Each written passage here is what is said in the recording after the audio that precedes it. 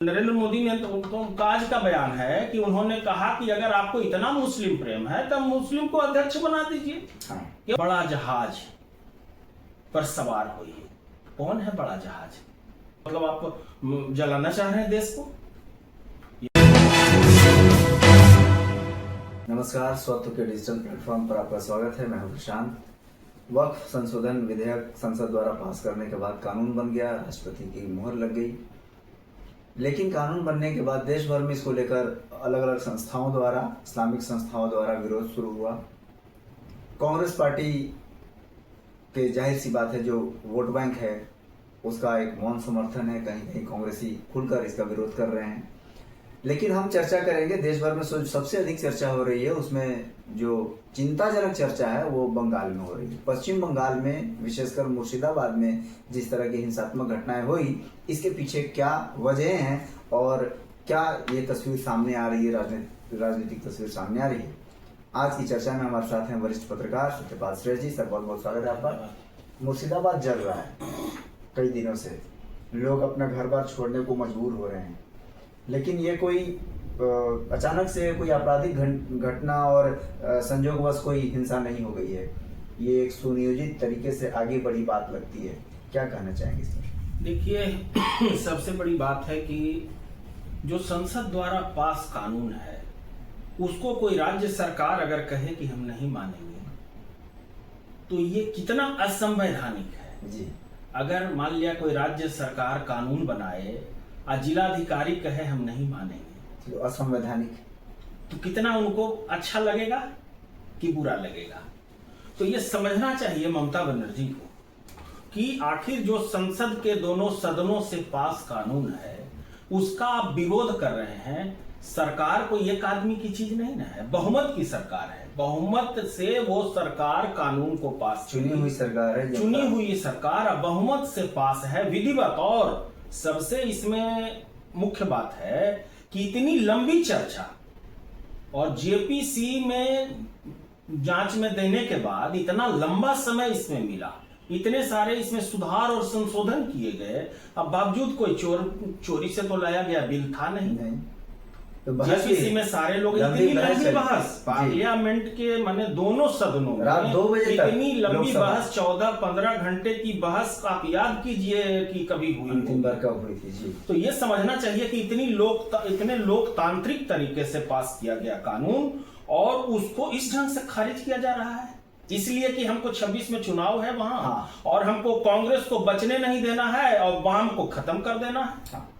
यही पॉलिटिक्स है ना जी। आप मुस्लिम को तवज्जो दे रहे हैं, आप तो मतलब मौलाना से भी बढ़ चढ़ के हैं। आखिर सरकार चाह रही है तभी तो वहां दंगा हो रहा है। आप जम्मू कश्मीर बनाना चाहते हैं मुर्शिदाबाद, यही ना आप दर्शाना चाहते हैं। वहां से लोग पलायन कर रहे हैं, बिल्कुल वहां से लोग पलायन कर रहे हैं, घर बार छोड़ के भागने के लिए, और उसका बुरा असर हो रहा है। पश्चिम बंगाल के अलावे देश में कोई कहीं बड़ा हंगामा दंगा नहीं हुआ। अभी देखिए वहां के बाद गुना में हुआ, गुना के बाद पटना में थोड़ा हुआ है। तो जबकि आप पर्दे के सामने कुछ नेता जैसे ओवैसी जैसे नेता कुछ बोल रहे हैं कि हिंसा की कहीं जगह नहीं है, लेकिन बाकी आपके आजाद इमरान मसूद क्या बोल रहे हैं, मदनी क्या बोल रहे हैं, और ये अवधेश प्रसाद क्या बोल रहे हैं जी, जो आपके यहाँ से अयोध्या से, फैजाबाद अयोध्या से जो सांसद हैं, वो कह रहे हैं 48 घंटे में सरकार अगर बनी तो 48 घंटे में कानून वापस लिया जाए। आप क्या मैसेज देना चाह रहे हैं? इसके मतलब आप जलाना चाह रहे हैं देश को? ये बिल्कुल गलत है। और देखिए, इमरान मसूद ने तो यहां तक कहा कि जब समुद्र में तूफान आता है तो छोटी कश्तियां डूब जाती हैं, बड़ा जहाज पर सवार होइए। कौन है बड़ा जहाज? उत्तर प्रदेश में कौन है बड़ा जहाज? आप क्या बोल रहे हैं? उत्तर प्रदेश में बड़ा जहाज समाजवादी पार्टी है, बिहार में बड़ा जहाज राजद है, तो किस बड़े जहाज की आप बात कर रहे हैं? आप जहां जहां गठबंधन किए हैं जी, झारखंड में बड़ा जहाज शिबू सोरेन की पार्टी है, तो आप तो अपने पैर में, आप क्या बोल रहे हैं? बड़ा जहाज कौन है ये बताइए ना। आप बड़ा जहाज हैं? किसी प्रदेश में आप बड़ा जहाज नहीं है, नहीं, जहां आपने गठबंधन किया है, सिमटते चले गए। आप कहां थे? आप दिल्ली में बड़ा जहाज बनते जी। तो क्या बोल रहे हैं आप, उसका क्या इम्पैक्ट जनता पर 35 वर्षों में तो इनका जनाधार कमजोर ही हुआ। आज देखिए बड़ा ही महत्वपूर्ण दिन है, 14 अप्रैल अंबेडकर जयंती है। आज उनकी 135वीं जयंती मनाई जा रही है और इसका देखिए कि पूरे संविधान में उनको लेके काफी चर्चा रहती है और यहाँ तक कहा जा रहा है, कुछ बढ़ चढ़ के कहा जा रहा है कि संविधान के निर्माता तक उनको कहा जा रहा है। तो आज उनकी जयंती पर आप क्या कर रहे हैं? हाँ, संविधान के निर्माता और संविधान का की धज्जियां उड़ा रहे हैं जी। तो ये देखिए, पॉलिटिकल पार्टी को ये बिल्कुल सोचना होगा, कल आपकी सरकार होगी तो आपके कानून को वो सरकार नहीं मानेगी और कैसे कोई चुनी हुई सरकार का फैसला कोई राज्य सरकार नहीं मानेगी। आज देखिए इनका हेमंत सोरेन का बयान आया है कि वो नहीं मानेंगे। तो मतलब जहां कांग्रेस की सरकार है या कांग्रेस की गठबंधन की सरकार है वहां ये कानून नहीं माना जाएगा। तब तो कोई तब फिर आपको सरकार से कैसे मांगते हैं कि हमको इस मद में राशि चाहिए, इस मद में राशि चाहिए, फिर राशि की व्यवस्था कानून नहीं मानेंगे, पैसा चाहिए, बताइए। तो ये बिल्कुल गलत है और ये मुख्य रूप से पूरी तरह से वोट की राजनीति हो रही है। जितने इनके कुछ मुस्लिम नेता और जो हिंदू हैं वो मुस्लिम वोट के लिए तुष्टीकरण, जिसको तुष्टीकरण की राजनीति दिया गया है, तुष्टीकरण की राजनीति में ये पूरा देश जल रहा है। आप अंबेडकर जयंती मना रहे हैं जी, हर पार्टियां मना रही हैं, अभी हर पार्टी अंबेडकर जयंती मना रही है और कर क्या रहे हैं? अंबेडकर जयंती मनाने का क्या औचित्य है कि हम संविधान के अनुसार चलेंगे? बिल्कुल बिल्कुल, आप काम संविधान के विरुद्ध कर रहे हैं। आपको वहां सरकार बनानी है तो आप बिल्कुल वहां जला देना चाहते हैं हिंदू को। मुर्शिदाबाद की जो घटना है या बंगाल में और भी जो तो वहां पर हिंदू मैंने बिल्कुल आप तो बांग्लादेश बना दिए मुर्शिदाबाद को। बिल्कुल, कितना हिंदू पलायन किया, कितना वहां मारा गया, कभी उसका सही फिगर नहीं आ रहा और उसका साइड इफेक्ट देखिए कितना बुरा हो रहा है जी। बताए अभी कि गुना में दंगा हो गया जी, मान लिया वहां से गुजर रहा था, अभी आपको महावीर ये हनुमान जयंती के दिन आगे से जुलूस निकल रहा था और उसके बाद वहां से पत्थरबाजी शुरू हो गई, जो कि बंद हो गया था पूरी तरह से पत्थरबाजी जी।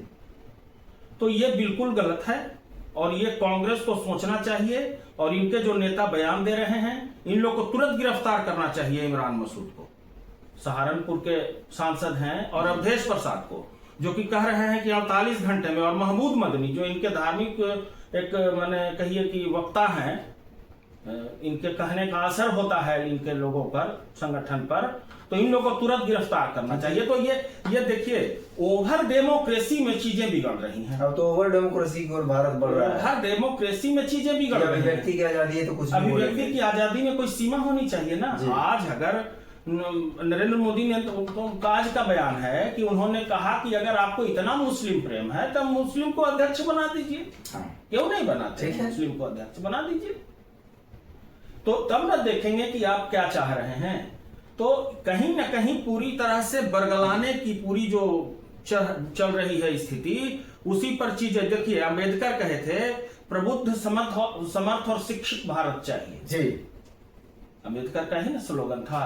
तो उस ओर आप कहां जा रहे हैं? आप तो उन्माद फैला रहे हैं। अंबेडकर जी की बातें भी नहीं मान रहे हैं। हाँ जी। देखिए भाजपा, अब थोड़ा सा हम लोग अंबेडकर की जो राजनीति कर रही है कांग्रेस और भाजपा, इस पर भी थोड़ी चर्चा कर ले कि अभी नया प्रेम देखिए कांग्रेस को जगह है अंबेडकर प्रेम। कांग्रेस की तो सब दिन उपेक्षा हुई, अंबेडकर की उपेक्षा कांग्रेस की ओर से। वो ठीक है, भाजपा को भी बहुत प्रेम नहीं था उस समय, भाजपा थी भी नहीं, माने जब अंबेडकर थे उस समय जनसंघ बना था, तो बहुत प्रेम नहीं था, लेकिन कहीं ना कहीं विचारधारा कहीं ना कहीं नियर अबाउट थी।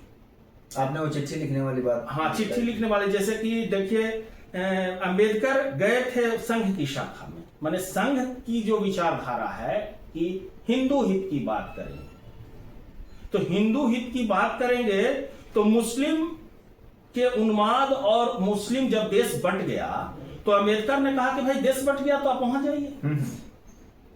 हाँ, उन्होंने तो कहा, बल्कि वो मेकिंग ऑफ पाकिस्तान और division of partition of India में उन्होंने स्पष्ट लिखा भी है इस बात को। हाँ, तो इसी को लेकर तो कुछ जो विचार मिला, तो वो एक शाखा में एक बार गए अम्बेडकर, तो शाखा में जाने के बाद उनकी प्रशंसा करते हुए गुरु गोलवलकर ने उनको चिट्ठी लिखी कि आप शाखा में आए, बहुत अच्छा, आप कभी कार्यालय में आए, क्योंकि नागपुर उनका भी केंद्र रहा, अम्बेडकर का भी केंद्र नागपुर रहा, नागपुर में ही संघ का सारा कुछ था, तो उनको उन्होंने आमंत्रित किया।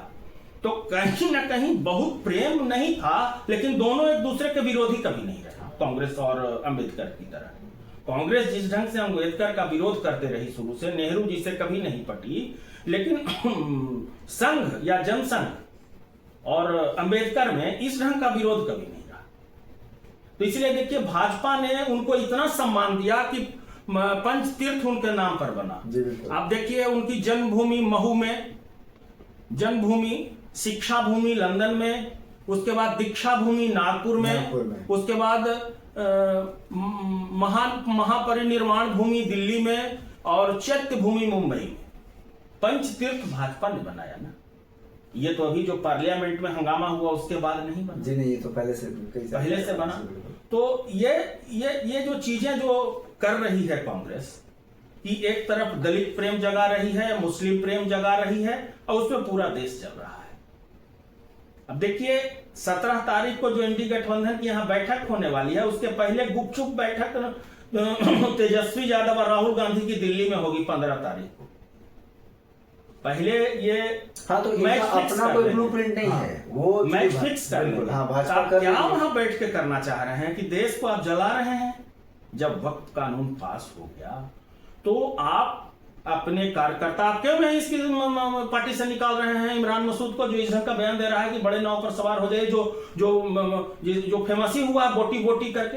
हाँ। अरे अभी सांसद हो गई है, ये बोटी बोटी वाला बयान इमरान मसूद है जी, बोटी बोटी काटने वाला, उसको आपने पार्लियामेंट का टिकट दे दिया। क्या फैला रहे हैं आप जी? तो इसको समझने की जरूरत है कि आप एक तरफ जो है संविधान निर्माता में, आज सोनिया गांधी, खड़गे और पूरी पार्टी गई थी वहां माल्यार्पण करने, और एक तरफ आप वक्त कानून को मानने के लिए तैयार नहीं है। तो आज एक ढंग से संविधान दिवस है, बाबा मैंने भीमराव अंबेडकर की जयंती के दिन, और एक तरफ आप दूसरे तरफ हंगामा असंवैधानिक काम कर रहे हैं। बाबा साहब का सबसे बड़ा अपमान उनको श्रद्धांजलि नहीं हुई जी, उनकी जयंती पर उनको श्रद्धांजलि आपकी ओर से नहीं हुई। आप उसको शांत कराइए। ममता बनर्जी अगर वहां गड़बड़ी कर रही हैं, आप एक तरफ इंडी गठबंधन में ममता बनर्जी के साथ हैं, तो आप मिल के हंगामा करा रहे हैं ना मुर्शिदाबाद में।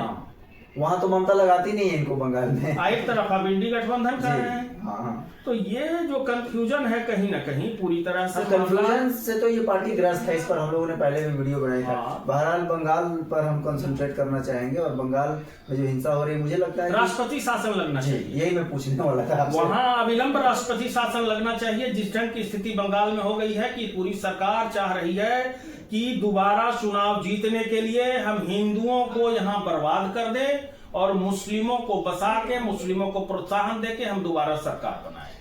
पूरी राजनीति जो है वोट की राजनीति हो रही है बंगाल में। वहां अविलंब राष्ट्रपति शासन लगना चाहिए जिस ढंग की स्थिति उत्पन्न हो गई है, और उसके बाद स्थिति नियंत्रण में आएगी। जाहिर सी बात है कि मुर्शिदाबाद में और उसके आसपास के इलाकों में जिस प्रकार से हालात बिगड़ते जा रहे हैं, वो लगातार हिंसा हो रही है, कितने लोगों को अपना घर बार छोड़ना पड़ा है, उसे देखते हुए लग रहा है कि एक बात और हम जोड़ना चाहेंगे कि जैसे देखिए, इमरान मसूद और धीरेन्द्र शास्त्री की जो चर्चा की जा रही है, काफी मामला चल रहा है, तो धीरेन्द्र शास्त्री ने कब कहा कि किसको जान मार दीजिए? अरे धीरेन्द्र शास्त्री ने तो सिर्फ इतना ही ना कहा है कि चादर से दूर रहे, बिल्कुल, और हिंदू राष्ट्र की बात की है, हिंदू राष्ट्र की बात की है, तो उन्होंने कभी नहीं कहा कि मुस्लिम को मार दीजिए, मुस्लिम को भगा दीजिए, ऐसा कभी नहीं बोला है धीरेन्द्र शास्त्री ने। इमरान मसूद के बयान में उन्माद है और धीरेन्द्र शास्त्री के बयान में उन्माद नहीं है। धीरेन्द्र शास्त्री ने सिर्फ एक होने की बात कही है। आज अगर एक हो जाए तो मुर्शिदाबाद का दंगा बंद हो जाए। एक है तो नेक है, एक है तो सेफ है। बटेंगे तो कटेंगे। आप कहीं ना कहीं बट रहे हैं, कुछ कांग्रेस के नाम पर, कुछ तृणमूल कांग्रेस के नाम पर, कुछ झामुमो के नाम पर, आप कहीं ना कहीं लेफ्ट के नाम पर बट रहे हैं, तो देखिए आप कट रहे हैं। जी बिल्कुल। तो धीरेन्द्र शास्त्री और इमरान मसूद के बयान में अंतर है, बहुत अंतर है। यहाँ उन्माद है, वहां धीरेन्द्र शास्त्री ने कभी नहीं कहा कि मुस्लिमों को भगाया जाए, सिर्फ हिंदू राष्ट्र की उन्होंने बात की है। हिंदू राष्ट्र हो जाएगा तो थोड़े जो यहाँ का मुसलमान है उसको भगा दिया जाएगा, या ईसाई है उसको भगा दिया जाएगा। तो ये इस पूरी घटना का जो अभी ज्यादा आज चर्चा हो रही है कि धीरेन्द्र शास्त्री पर भी कार्रवाई होनी चाहिए। धीरेन्द्र शास्त्री ने ऐसी कोई बात उन्माद की नहीं कही है, और बयान में अंतर है, कौन सी बयान उकसावे वाली है, कौन सी नहीं है, इसका एक अंतर होना चाहिए। मुर्शिदाबाद में जो हालात है उस पर केंद्र भी नजर रखे हुए है, और आने वाले समय में उस पर हम और आपको अपडेट देंगे। देश दुनिया की बाकी खबरों उस पर जुड़े विश्लेषण के लिए बने रहिए हमारे साथ। नमस्कार।